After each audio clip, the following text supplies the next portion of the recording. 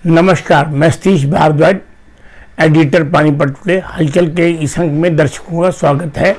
मैं पानीपत के प्रमुख समाचारों की कुछ झलकियाँ, कुछ हलचल लेकर आपके इस अंक में आपके सामने उपस्थित हूँ।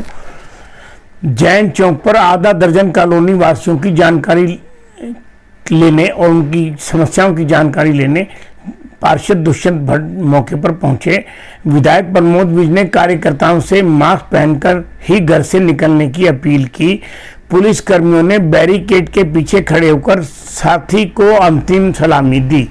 सोनाली फोगाट ने मार्केट कमेटी सचिव को मानहानि का नोटिस दिया। लोकतंत्र में सरकारों से सवाल पूछने का अधिकार सबको है। पूर्व मुख्यमंत्री भूपेंद्र सिंह हुड्डा। क्या उद्धव भी दीदी के संपर्क में है? सेक्टरों की अनाउंसमेंट 10 अक्टूबर तक टली। स्कूल कॉलेज खोलने की केंद्र द्वारा गाइडलाइन जारी। अब समाचार विस्तार से।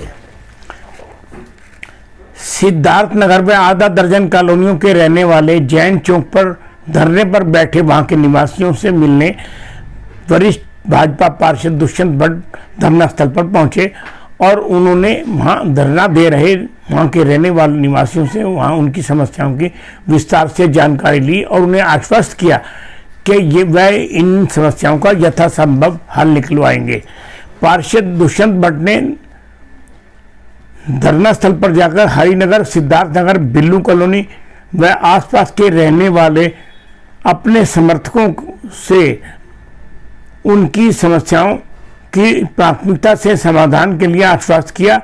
पूरी समस्याओं की जानकारी प्राप्त कर भ्रष्टाचार के दोषियों को भी दंडित करवाने का वचन दिया।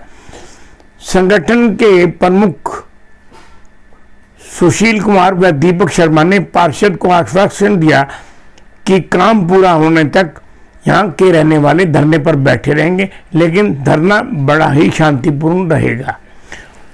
उन्हें उनकी बातों पर इतबार है। अगला समाचार। विधायक प्रमोद विज ने उनके पास जन्मदिन की बधाई देने आए भाजपा कार्यकर्ताओं और अपने समर्थकों और नेताओं से अपील की कि संकट के इस दौर में कोरोना महामारी से बचने के लिए मास्क और सोशल डिस्टेंसिंग को ही हमें वैक्सीन मानकर चलना चाहिए। हम मास्क लगे होने से हम बीमारी को अपने ऊपर आने से बचा सकते हैं। अगला समाचार। पुलिसकर्मी की मौत। बैरिकेड के पीछे खड़े होकर पुलिस ने हवाई फायर कर अपने साथी को सलामी दी। जिले में जिस गति से रिकवरी रेट बढ़ रहा है, 19 सितंबर तक जिले में 77% लोग रिकवर हुए हैं, जबकि 21 अभी इलाज करवा रहे हैं। जिले में अब रिकवरी रेट 91.30 हो चुका है। सिर्फ 7% गंभीर बीमारी से ग्रस्त हैं। 16 दिन में 1748 लोग ठीक हो चुके हैं। 5000 से ज़्यादा केसों वाले जिले को देखें तो पानीपत के ठीक होने वालों की पानीपत टॉप पर है।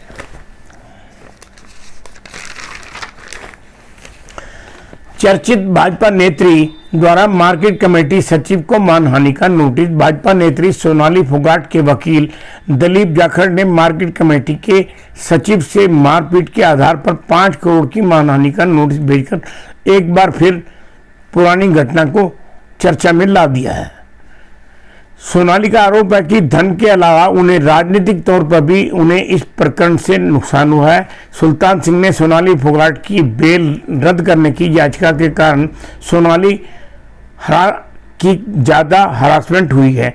सोनाली की तरफ से कोर्ट में नोटिस के आधार पर दावा पेश किया जाएगा, जबकि सुल्तान सिंह ने ऐसा कोई नोटिस मिलने की बात से इनकार करते हुए कहा वह स्वतंत्रता सेनानी के पोते हैं। सोनाली फोगाट को एक दिन जेल की रोटियां खानी ही पड़ेंगी। लोकतंत्र में सरकार से सवाल पूछने का, कहीं भी जाने का अधिकार सभी को है। पूर्व मुख्यमंत्री भूपेंद्र सिंह हुड्डा।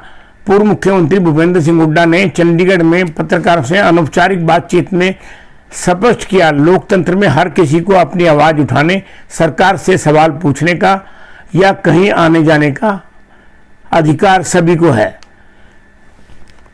और यह अधिकार हमें संविधान ने दिया है। लोकतंत्र में आवाज उठाने वाले पर लाठियां बरसाने और जबरदस्ती रोकने का अर्थ है तानाशाही। उन्होंने कांग्रेस के पूर्व अध्यक्ष राहुल गांधी और महासचिव प्रियंका गांधी और लोकदल नेता जयंत चौधरी पर बल प्रयोग की निंदा की। हुड्डा ने कड़े शब्दों में निंदा करते हुए कहा कि उन्होंने पूर्व प्रधानमंत्री चौधरी चरण सिंह के परिवार के सदस्य जो सिर्फ अपनी जिम्मेदारी निभा रहे थे, उन पर उनके समर्थकों पर लाठीचार्ज तानाशाही पूर्ण तो था ही, यह बर्बर भी था। इससे पहले हाथरस में रह रहे कांग्रेस के शीर्ष नेताओं पर बल प्रयोग और कानूनी और अनैतिक था। अगला समाचार, क्या उद्धव भी दीदी के संपर्क में है?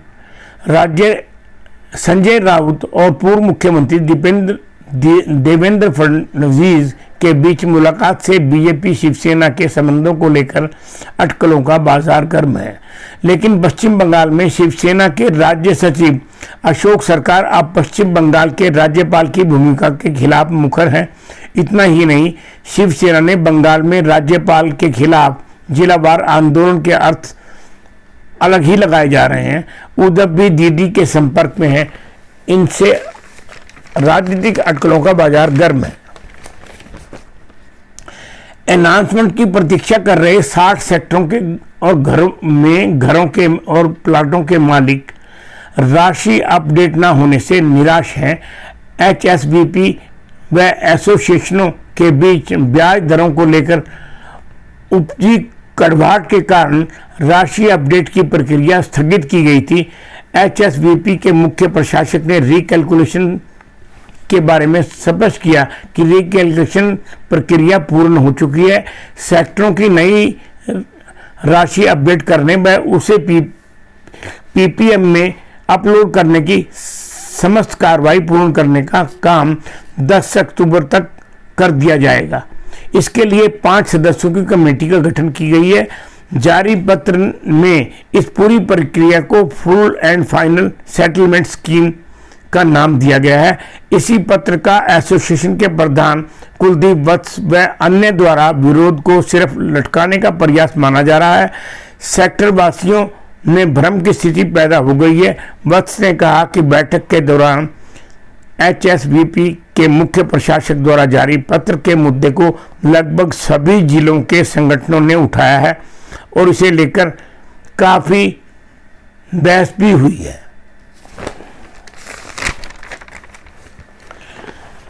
स्कूल, कॉलेज, कोचिंग संस्थान खोलने के लिए केंद्र ने गाइडलाइन जारी की। केंद्र सरकार ने 15 अक्टूबर से केंद्र की गाइडलाइन के मुताबिक स्कूल, कॉलेज खेलने की इजाजत दे दी है, परंतु इसमें आखिरी फैसला राज्य सरकार ही करेंगी। केंद्र की गाइडलाइन सिर्फ ऐसे SOP बनाने के लिए है। शारीरिक दूरी को ध्यान में रखते हुए सीखने सिखाने के तरीके पर फोकस रखना होगा। स्टाफ और बच्चों को पूरे समय मास्क पहनने रखना होगा। स्कूल में प्रवेश से पहले स्क्रीनिंग जरूरी होगी।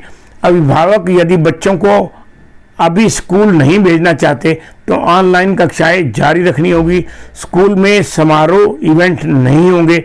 बच्चों को बुलाने से पहले अभिभावकों की सहमति जरूरी होगी। बच्चों की 100% उपस्थिति को लेकर ढील बरतने के भी निर्देश दिए गए हैं। पूरा परिसर रोज सैनिटाइज करना जरूरी होगा। क्लासरूम के खिड़कियां खुली रखकर हवा का सही बहाव रखना जरूरी होगा।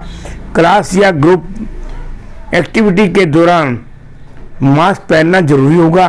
कोरोना पीड़ित परिवारों के बच्चों को घरों पर पाठ्य सामग्री पहुंचाने की व्यवस्था भी स्कूल संचालकों को करनी होगी। सुझाव में यह भी निर्देश दिए हैं कि कमरों के बजाय यदि खुले में क्लासें लगाई जाएं तो ज़्यादा सुरक्षित रहेंगी। स्कूल खोलने के फैसले से पहले अभिभावकों के संगठनों को विश्वास में लेना भी जरूरी है। आज के अंक में इतना ही। कल के हलचल के अंक में फिर उपस्थित होऊंगा। नमस्कार।